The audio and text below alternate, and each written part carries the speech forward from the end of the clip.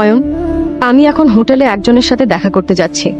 তুমি কিন্তু কাউকে বলবে না যে তুমি আমার স্বামী, বুঝেছো? কিন্তু রুষা, অয়ন, তুমি ভালো করেই জানো যে ভেতরে যারা আছেন তারা কত বড় লোক। ওরা যদি জানতে পারেন যে আমার স্বামী একজন গরিব কাঙ্গাল, তাহলে আমি কাউকে মুখ দেখাতে পারবো না। অয়ন আসলে কে সেটা কেউই জানতো না।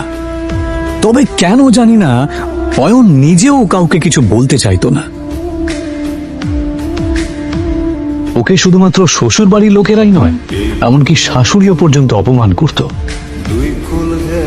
উনি রুষা আর অয়নের ডিভোর্সও করিয়ে দিতে চেয়েছিলেন। অয়ন, আমি এখন হোটেলে একজনের সাথে দেখা করতে যাচ্ছি। তুমি কিন্তু কাউকে বলবে না যে তুমি আমার স্বামী, বুঝেছো? কিন্তু রুষা, অয়ন, তুমি ভালো করেই জানো যে ভেতরে যারা আছেন তারা কত বড় লোক। ওরা যদি জানতে পারেন যে আমার স্বামী একজন গরিব কাঙ্গাল, তাহলে আমি কাউকে মুখ দেখাতে পারবো না। অয়ন নিজের স্ত্রী রুষার কথা শুনে চুপ করে যায়। এটা প্রথমবার নয় যখন রুষা তার দরিদ্র স্বামীকে অপমান করছে।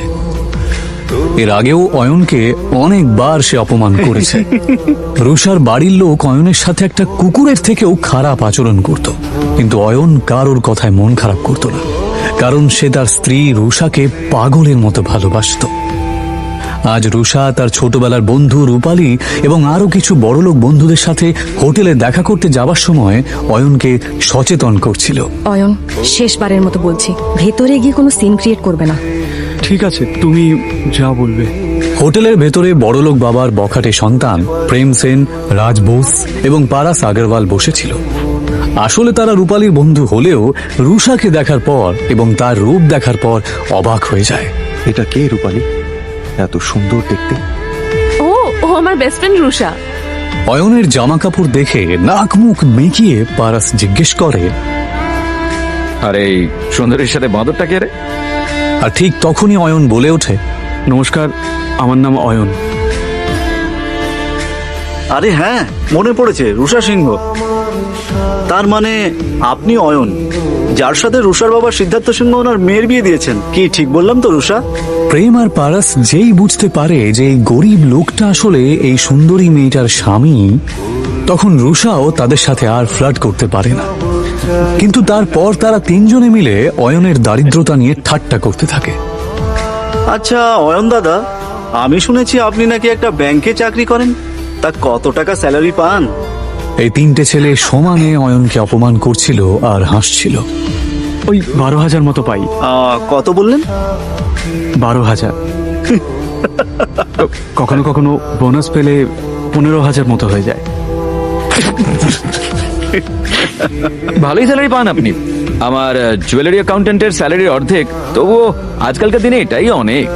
আচ্ছা পারাস, যদি তোর স্টোরে কোনো স্টাফের দরকার পড়ে তাহলে অবশ্যই অয়ন দাদাকে বলিস।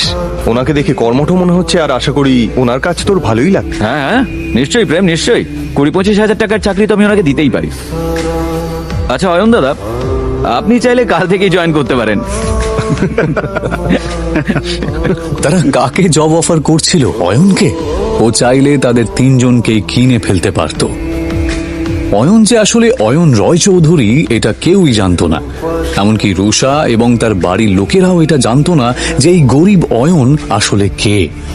অয়নও যেহেতু এই আসল সত্যিটা কাউকে জানাতে চায় না, তাই সে এমন ভাবে এই পরিস্থিতিটা সামলালো যে কেউ কিছু বুঝতেই পারল না। ও বলল, ধন্যবাদ মিস্টার আগরওয়াল, আপনার অফারটা সত্যি খুবই ভালো। আপনি যে আমার জন্য এতটা ভেবেছেন, এই জন্য আপনাকে ধন্যবাদ জানাই। তবে সত্যি বলতে আমি গয়নাগাটির ব্যাপারে বিশেষ কিছু জানি না। এদিকে রুষা অয়ন আর রূপালীর বড়লোক বন্ধুদের মাঝের কথোপকথন শুনে রেগে যায়।